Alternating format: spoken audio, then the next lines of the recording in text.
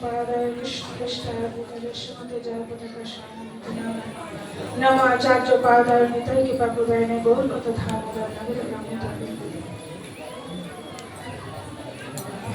गुरु महाराजेर गुणमहिमा আমি জনমুখে তো বর্ণনা করার আমার যোগ্যতা নেই।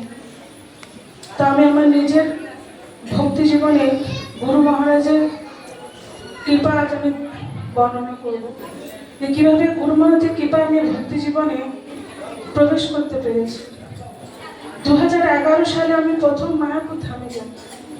তখন আমি ভক্তি জীবনে ছিলাম না, যেরকম সাধারণ মানুষ ঘুরতে যায় ঠিক সেই রকম চেতনা নিয়ে গেছিলাম মায়াপুর ধামে। তো রামনবমীর দিন গেছিলাম। তো রামনবমীর একদিন পরে যেহেতু ব্যাস পূজা হয়, তো এবার তখন একাদশী কি আমি সেটাও জানতাম না।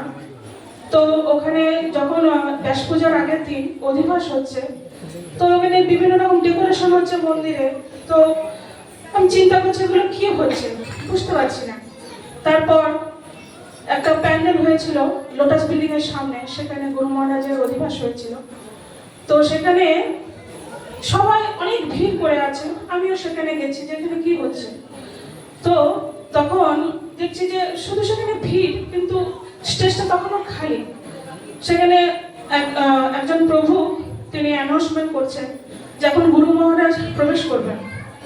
তো সবাই তখন লোটাস বিল্ডিং এর দিকে ঘুরে সবাই তখন কাতরে মানে ধন্যবাদ করছেন, আগ্রহ সহকারে তাকিয়ে আছে। তো আমি তো কিছুই বুঝতে পারছি না যে কি হচ্ছে তখনও পর্যন্ত।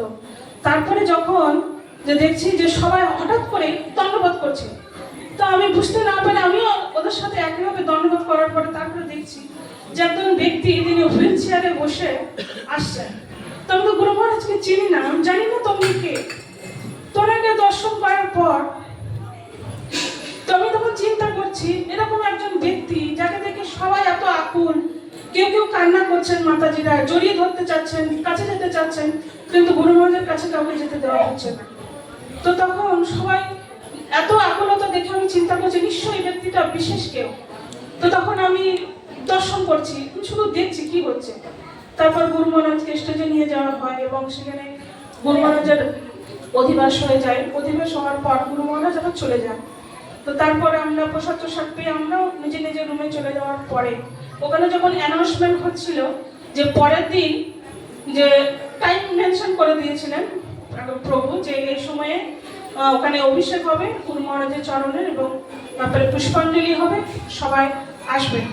তো আমি যদি কিছু বুঝতে পারছি না, কিন্তু আমার এত ভালো লেগেছে যে না ওই সময়ে ঠিক পরের দিন সেই সময়ে পুনরায় মন্দিরে সে সময় চলে গেছে।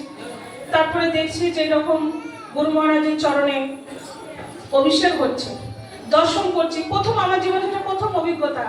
তার আগে আমি গুরু মহারাজকে চিনি না, আমি বহুপাতকে চিনি না। প্রথম আমার জীবনের অভিজ্ঞতা, আমি গুরু মহারাজকে দর্শন করছি ওইভাবে, ওইরকম পরিবেশে যেখানে সবাই হরিনাম কীর্তন করছেন, সবাই আকুল হয়ে গুরু মহারাজের জন্য আকুল সবাই। এবং তারপর যখন পুষ্পাঞ্জলি দিতে সবাই হাতে হাতে ফুল দেওয়া হলো, আমিও ফুলটা নিলাম এবং আমি আমার অজান্তেই, আমি কিচ্ছু জানি না, আমি অজান্তেই গুরু মহারাজের চরণে কিন্তু অঞ্জলি দিয়ে দিই। গুরু মহারাজের চরণে অঞ্জলি দিয়ে দিই এবং তারপর প্রসাদ প্রসাদ পেয়ে এবার আমরা বাড়ি চলে আসবো। এবার আমি যখন ট্রেনে আসছি, তো আমার সাথে এমন একটা অবিশ্বাস্য ঘটনা ঘটে। মানে আমি যখন ফিরে চলে আসছি, মায়াপুর ধাম থেকে অনেক চলে এসেছি, আমি রাস্তার মধ্যে হাঁটছি, যাকে দেখছি তার কপালে তিলক। মানে আমি সবার কপালে তিলক দেখতে পাচ্ছি, যাকে দেখছি মানে যে ব্যক্তিকে দেখছি সবার কপালে দেখছি তিলক, সবার কপালে তিলক। তো আমি ভাবছি কি ব্যাপার, সবার কপালে তিলক পড়ে আছে। এবং তারপর আমি বাড়ি এসে আমি যখন নিজে আয়নার সামনে দাঁড়িয়েছি, তখন দেখছি আমার কপালে কিন্তু তিলকটা নেই। আমার তখন মনে প্রশ্ন আসলো যে সবার কপালে তিলক আমি দর্শন করলাম, কিন্তু আমার নিজের কপালে কেন তিলক নেই। এবং আমার চোখ দিয়ে তখন ঝরঝর করে জল পড়তে শুরু করে এবং আমি তখন উপলব্ধি গুরু মহারাজের কৃপা।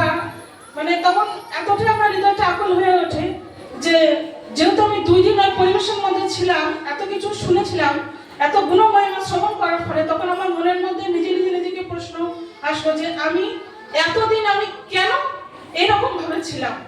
তো আমার নিজের জীবনটাকে আমার পরিবর্তন করা উচিত, এবং সেই দিক থেকে আমি সমস্ত আমিষ আহার পরিত্যাগ করে দিই, আমি ভক্তি জীবনে প্রবেশ করি, এবং আমি সেই দিক থেকে গুরু মহারাজকে গুরুরূপে বরণ করি, এবং সেদিন থেকে গুরু মহারাজের চরণে আমি ফুল দিতে শুরু করি, এবং গুরু মহারাজকে মানে গুরু বলে গ্রহণ করি, এবং তারপরে পরবর্তীতে ধীরে ধীরে আমার হরিনাম দীক্ষা হয়, এবং গুরু মহারাজের অশেষ কৃপা, যে উনি কৃপা করেছিলেন বলেই আমি ভক্তি জীবনে আসতে পেরেছি।